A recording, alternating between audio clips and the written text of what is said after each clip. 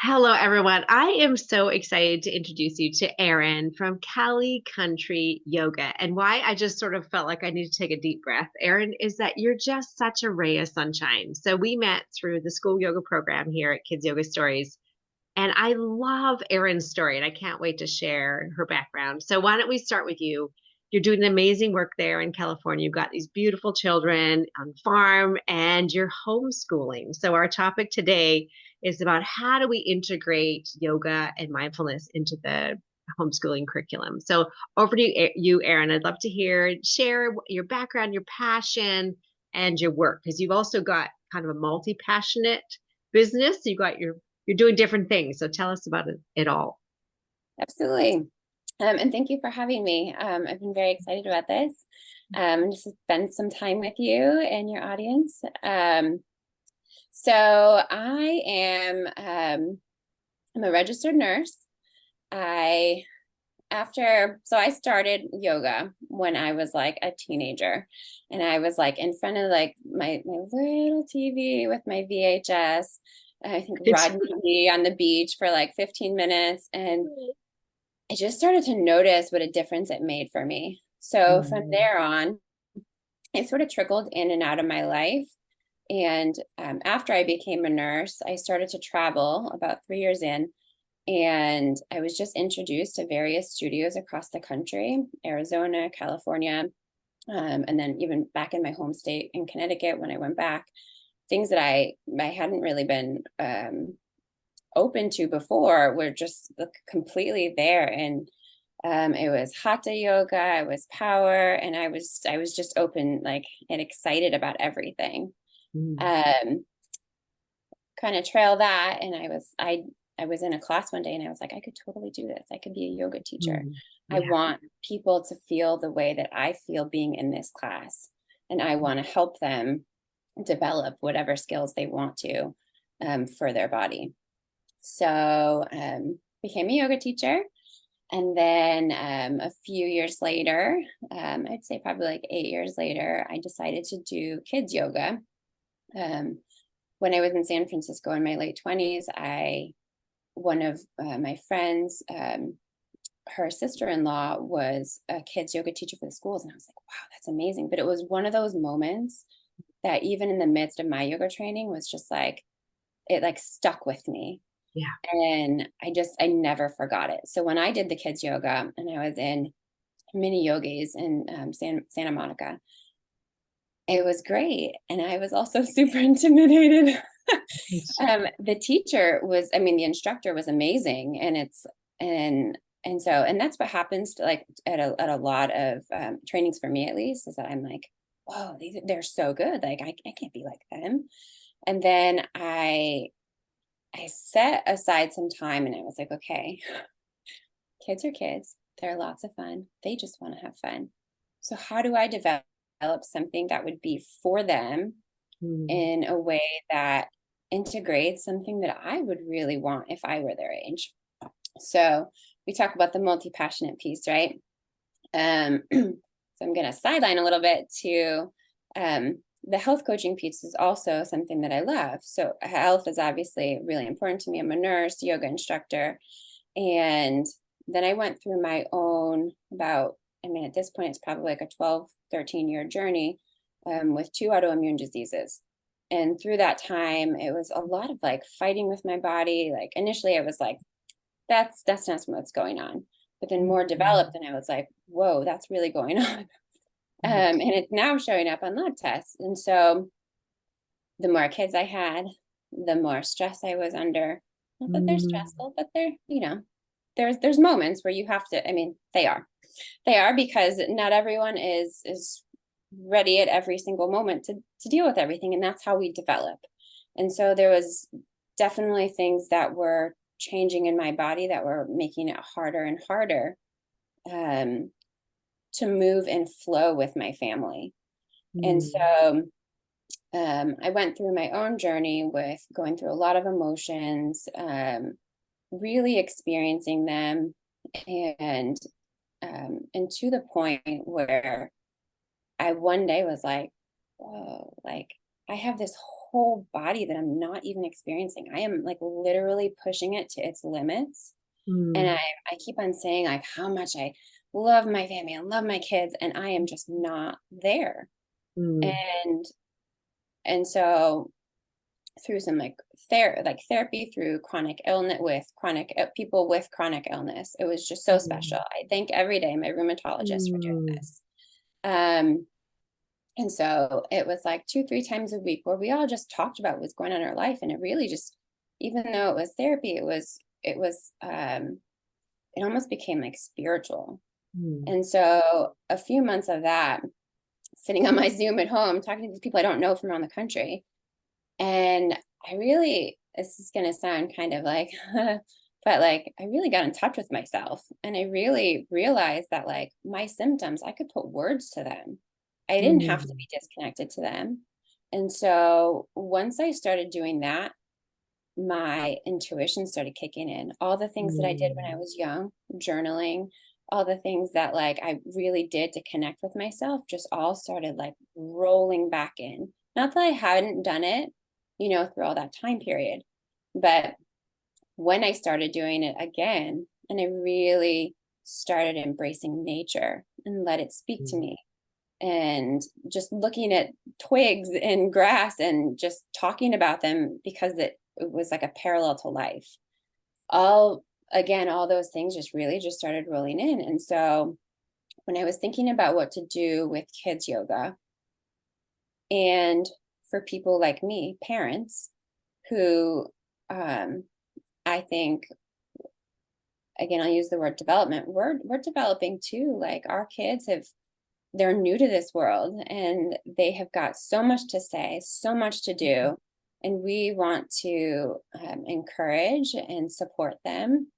And I really wanted to embrace that. And I mm, saw so many of my friends, mm, families doing similar, where it was like, oh my God, like just give me a break. Like I just need a mm. break.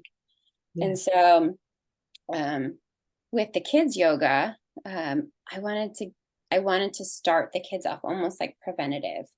And it was like in the midst of COVID too. So it was an interesting time, but also like a really bright and perfect time too, where people were like, yeah, oh my God, someone's talking about emotions, but with yoga Mm, is my whole thing is that it's the M&Ms. I call them M&Ms: mindfulness, meditation, and movement. And yoga as we know it is mostly physical movement, and that's how most people know it. Um, and then meditation, obviously having some time to just sit and be still and quiet with yourself. But I really wanted motion in there because I think when we move our emotions, especially in what I consider to be somewhat of a vulnerable space, but like a healthy mhm, vulnerable space, that we're mm, sitting on our mat, like we're with other people or we're not with other people, but we're in a space that we create. And 8-year-olds can create this too. 17 year mhm, olds can create this. They don't have to be in a room with other people, even if there's 15 other people there.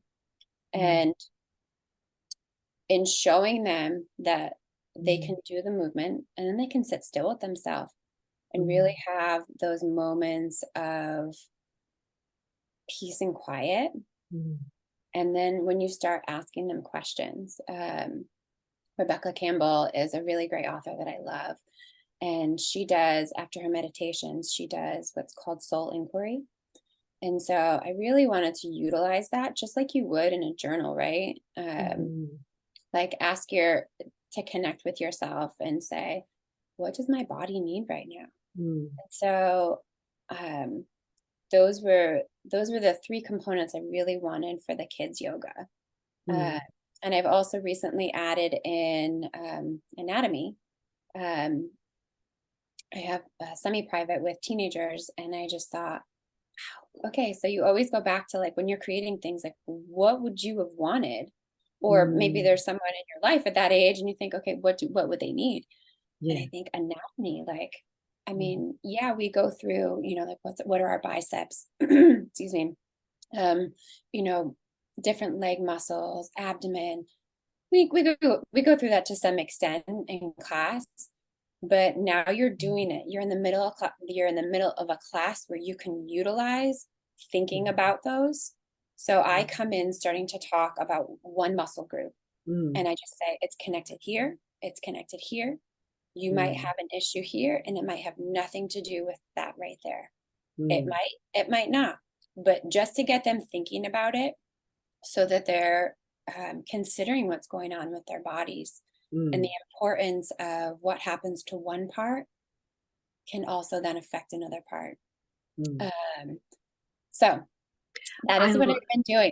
Yeah, I love it. I want to highlight a few things here. I love your background of your nursing background. So you have a deeper understanding about the body and the mind and health. And I love the way that your yoga instructor and how you came to it. And so you've embodied that experience. But also, you're talking about your health issues in a way, as horrific as the experience it was, it's almost become your blessing because you can bring so much a deeper compassion, and your classes will hit at a deeper way with children because you've been down the dark hole, and you've had the opportunity to get to know, like you talk about getting to know your body in a different way, and you're bringing all of that to children. That is extraordinary, right? Remember when I was a teacher, I used to talk about brain research. I was just obsessed with all that, and children love it. They want to learn things that are different and interesting. And as you say, with the teenagers, talking to them about their body and their, the bones and the muscles, and you're probably talking to them about their emotions and how they're feeling. That would, the things we talk about when they're younger, much different when they're teenagers. Like, what does this look like? What's going on for me? Right. I just read through Brainstorm, Dan Siegel, one of his books, and he was talking about, like, we talk about the food plate. So you've got your proteins and all that. And so he's talking about this in terms of your brain, like a brain food kind of thing. And so all the things you can imagine, like um, sleep and foods and exercise and all that. And one of them was time in. And my daughter came over and I was reading this book and she said, "What are you reading?" And I showed her this image. And the one thing she said, "I do all of that, but I don't do this." And it was the time in, you know, and that's it. She's 12 and she doesn't yet have this opportunity, even though, you're fortunate because I feel like you're more connected with your kids homeschooling. My kid wants nothing to do with what I do. So, and she knows, she said, "Okay, well, that's yoga. You're the yoga mom, whatever." But I would love for someone like yourself to connect with, to have her talk to my child about it. Like, how do you do a time in? What does that mean? What could you get out of it? And so they can have that experience. So I love this work that you're doing. It's amazing. So are you practicing yoga and mindfulness with your kiddos in homeschooling, or are you mostly focused on doing privates with Um, other kids? a little bit of both. I think it gets stronger for me when I'm with other kids and I just keep coming up with these ideas. And then when I'm at home, so when I'm with other kids, it's a little bit more like, okay, I've planned it a little bit. Like I know how I'm sectioning off this a little bit with flow, obviously. Yeah. With my kids, it's usually spontaneous. It's very spontaneous. Yeah. So um, our homeschool, so I've got 4 little ones. Um, and I'll give you an example from this week. We were all trying to leave the house. How we do homeschool is we have 3 days at home and we have 2 days at enrichment. So the 2 days in enrichment, I have to get them out the door. And it was like, I asked one question to one person, another one's fighting with another, baby's crying, trying to like want me to hold it. She wants me to hold her. And someone just stole Pez from somebody else. Right. um, so, like this whole, "Ooh, what's going on?" And so I just said, okay, everyone go stand by the door. And now please step forward. I want you to pick a pose and teach it to your brother and sister. And they were so excited, so excited. And and then they each, had their own time to go through it, and they started laughing, and it was now funny. I didn't even care that we were a little bit late. It just was what it was. And everyone got in the car happy. Everyone left for enrichment happy. And the baby was so excited to sit on top of her siblings as they were making up some sort of dolphin pose Oh my that was gosh. apparently now on the ground versus what we would know. Right. So, and honestly, it changed for me too, because I think in those moments as a parent, at least for me, I'll speak for myself, is that sometimes I just want to go like this and just like keep it all to myself. Like, okay, you guys, like, this is a great thing for all of you.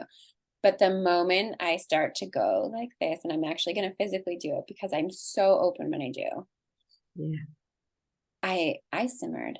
I was then smiling. I didn't Yeah. even care what happened 5 minutes ago. I didn't Right. care that everyone was doing their own thing that morning. Right. Everyone was now cohesive, and it was beautiful and fun.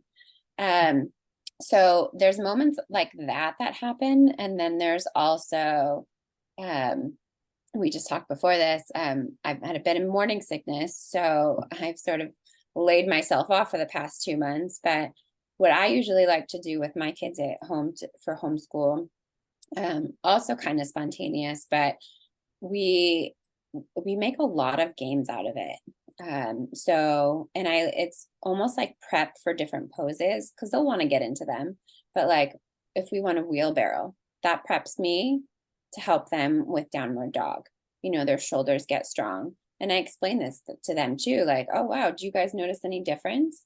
But they want to have fun with it. And then if I get them all lined up and then the baby can crawl underneath them, it's even more prep to keep to stay in their down dog longer. Um, Mm.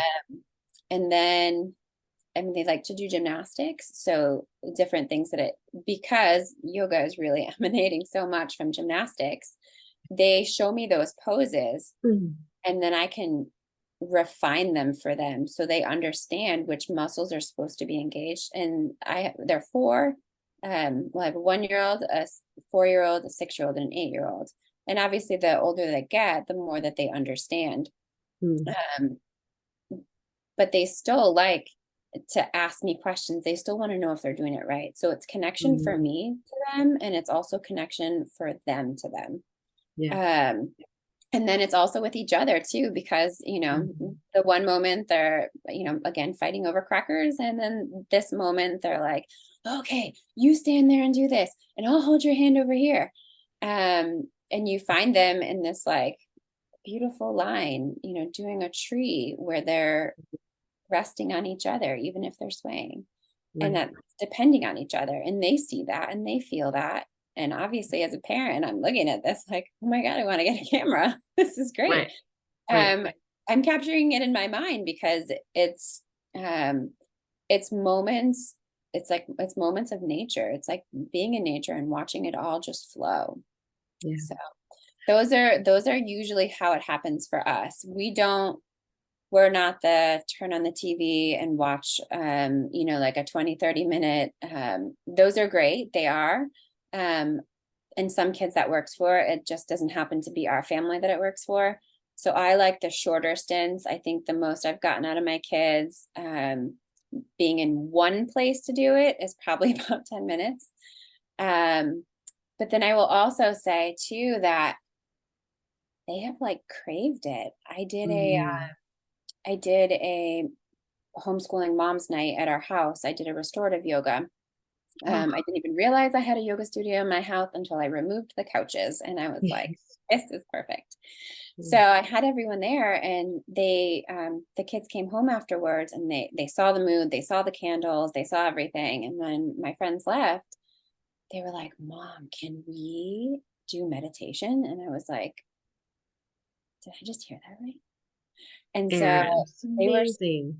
so excited.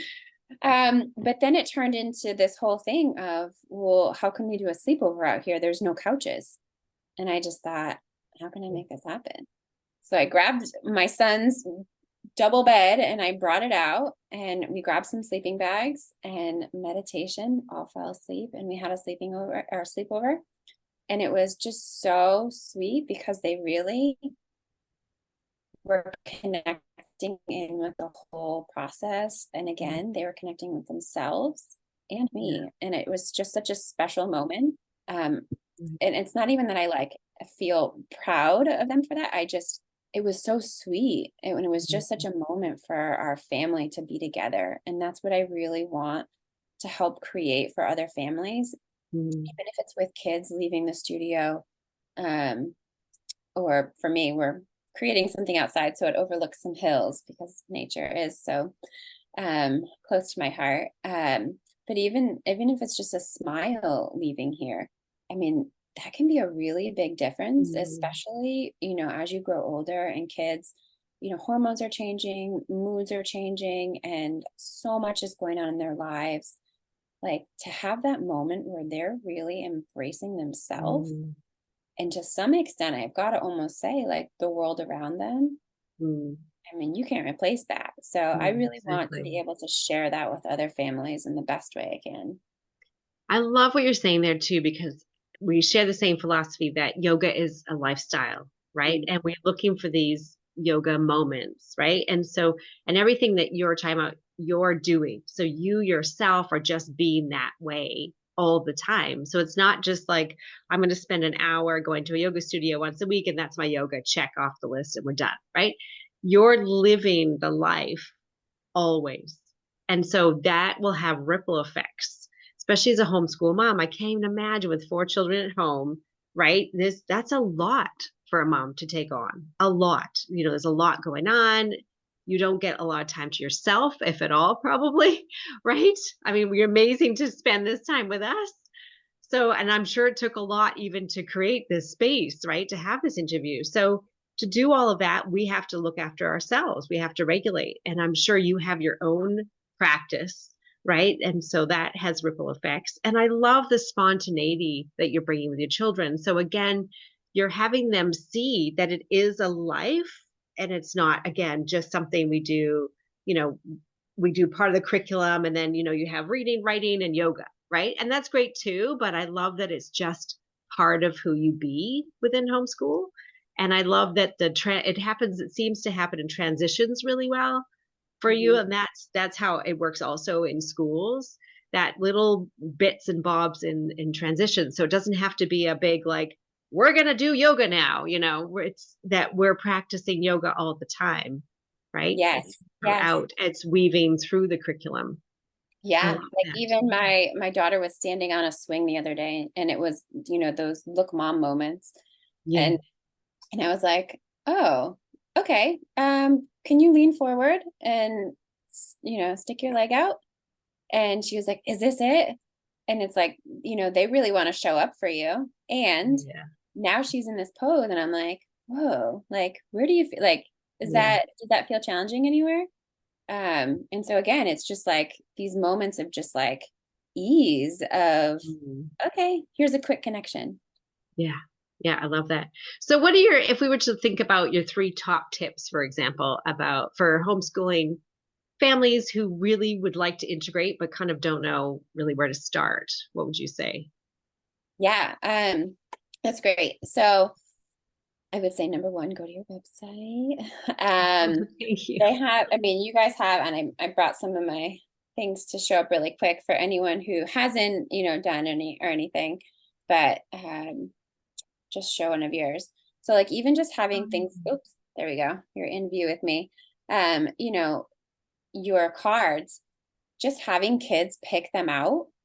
I mean, it gives them an option to, I don't want to say have control over the situation, but it gives them options. And so, and I even do this with the teenagers that I work with. I say, okay, pick a pose each to make sure that we integrate it during the session, so that they're getting something that they purposefully want to.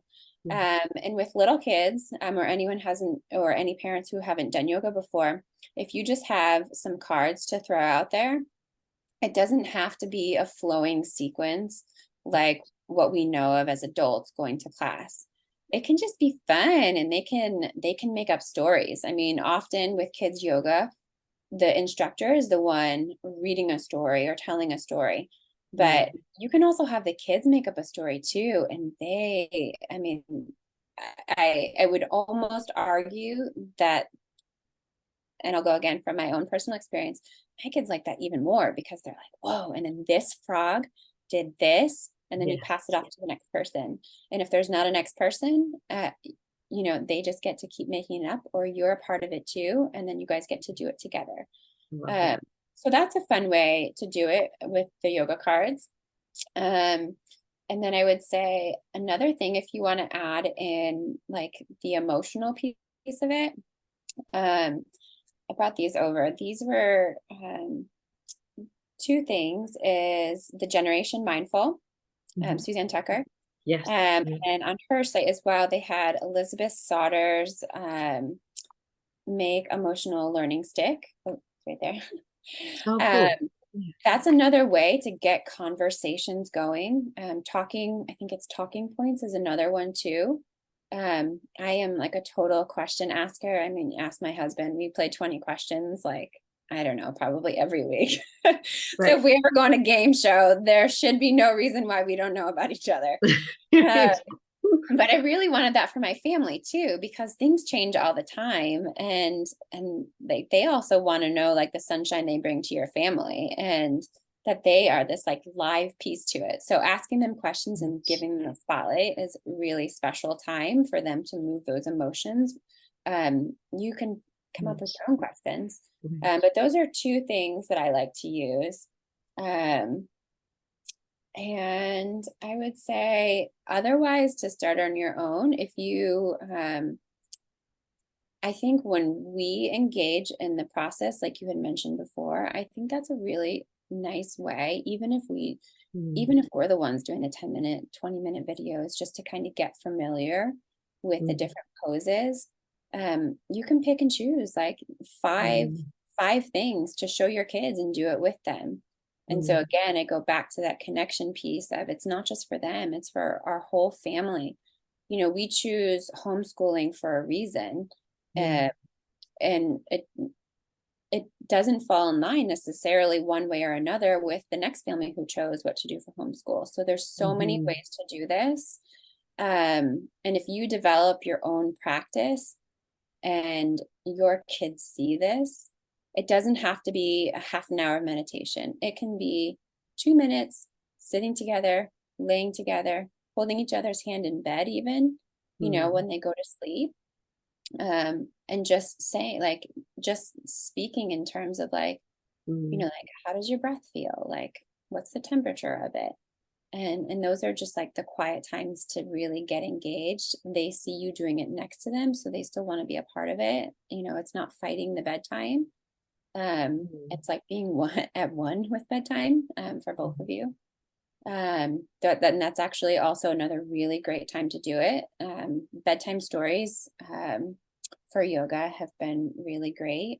I am books, like I Am Magical, and they can just decide how it doesn't even have to be something that is, again, something we would see in a studio. I mean, they can make up something that their arms are raising above their head if they're magical, and they're moving all over the place. Right. I mean, that's magical. So yeah, you're magical. So you can help your kids create something of their own and make their own practice, which is what we all want to do anyway, even as adults, is that we want to create our own practice. So when we get on a mat, no matter where it is, it's ours. It's our space, and we're creating it, not the instructor, not the person next to you. You are on your mat. It is your time and your time to connect with yourself. And if a higher power for you comes in, that you connect with too, great. If your mom is right next to you, your dad is right next to you, your sibling is right next to you, and it's corpse pose, and you hold hands, yeah, that's a time to still have your space and connect with someone else. So it doesn't matter what other people are doing. It matters what you're doing and what you're extending or what you're holding space for. Yeah. Because what I'm hearing from you really is that you're embodying, you're integrating the character education part of the ancient yoga philosophy, right? The yamas and niyamas.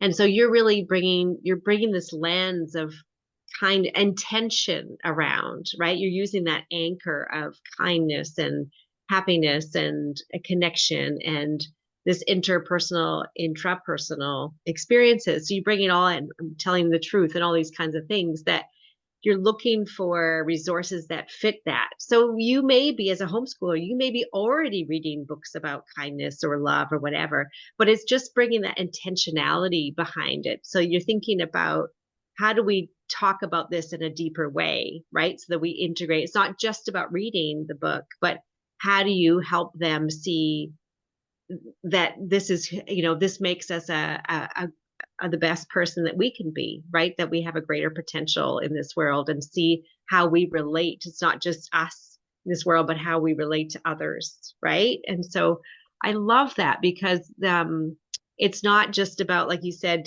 we see the poses on magazine covers, so some of us think that that might be what yoga is, and it's not. You're really sharing with us that there's so much more to yoga. So thinking about from some homeschooler families out there who might be looking at you thinking, oh my goodness, Erin, she's so peaceful and relaxed and she's got these beautiful children and she has this space.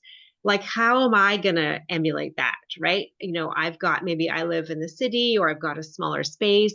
Maybe my children have additional needs or they're just really hyperactive or, there might be other barriers or that if people are saying, oh, that's good for Erin, but it's not going to work for me, what advice do you have for those folks who are just not really sure? I think the two words that like shoot to mind real quick is try it. But really, Yeah. I mean, I get it, and I'll just pop in with something we had talked about real quick, but I have a very kinesthetic learner. And as a homeschool mom, I did not expect to be a special education teacher. And so she was my first learning experience. And I'm like wondering how I am not getting through to her.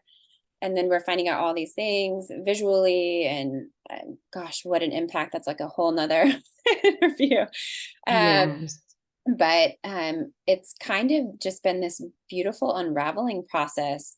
One, for me to let go of how this whole process is supposed to go. Yeah. And then two, I have realized that, and she even now knows it, that every about 10 to 15 minutes, I need to break her. I have to break her. She physically will like be like falling off the bench if I don't. Or or she's completely lost in what we're doing. So to get her to refocus, I need her. Well, I need. I want to get her in a place where she is able to get that natural composure back, where it's not about, oh my God, if I look at this and I keep getting double vision, I just can't keep doing this. She needs to walk away. And even now, and it was so great, and it just makes me laugh. She'll be like, so right after this, can I have a break to do like 15 jumping jacks? Right. Like, or she'll just be like, can I show you the crab walk?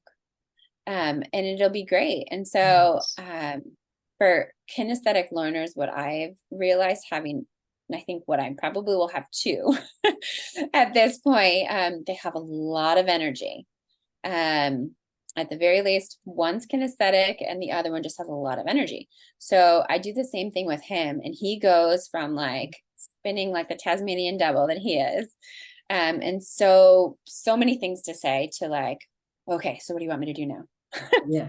And I'm like, okay, that break was really necessary and needed.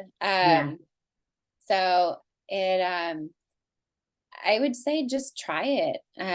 You can do it in so many ways. And even if you live in a city, you can go to the park. You can do this in the elevator. Someone can strike a pose, like just to lift your leg and get into a tree pose. Doesn't have to be hard or time consuming. It can be quick, or going outside and just raising your arms like, whoa, there's the sun. Yeah. paying attention to it and using your body to embrace that. Yeah. So there's so many ways to do it, that I could almost think that people are going to find their own spirit to the yoga. Yes.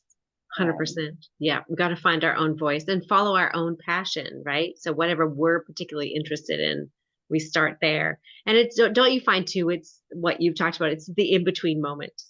It's yeah, when we least expect it. So we may have a plan, but lately we've just had a snowstorm here, and it's just for my daughter and I just to be outside and just notice the sounds, the smells, the stimulation, like how it looks in the winter wonderland, right?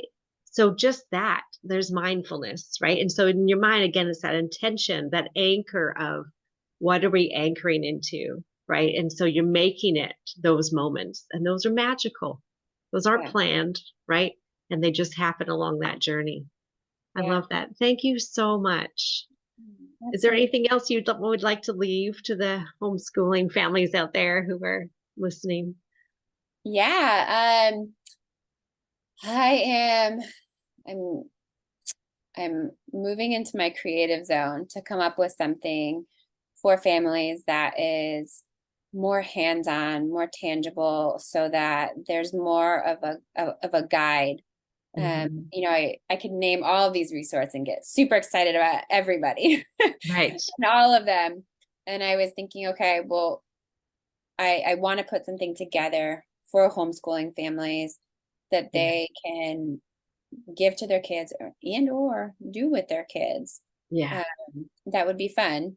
So that is in the works right now. Uh, Amazing. so yeah. I love it. And how can we find you? Uh, Cali, Cali, mhm. countryyoga.com, right? Are you Yes, on as much as social? I was, yeah, it's not as a business though. I've been, I'm a bit newer to the whole scene, so I switched my personal over just to the name of the business, which is Cali Country Yoga, Cali countryyoga.com. So that's my Cali Country Yoga is on Instagram. um Again, very new to all of it, but anytime anyone reaches out, I get very excited and happy because I feel like there's new light that's ready Yeah, I love it. um to Awesome. shine. So Thank you yeah. so much, Erin. You're such a sweetheart, and I'm just so, so grateful for this time. I know it would have taken a lot to organize the whole family. So please thank everyone who was involved in letting us have you for this time together. Thank you so much, Erin. Absolutely, thank you so much for having me. You.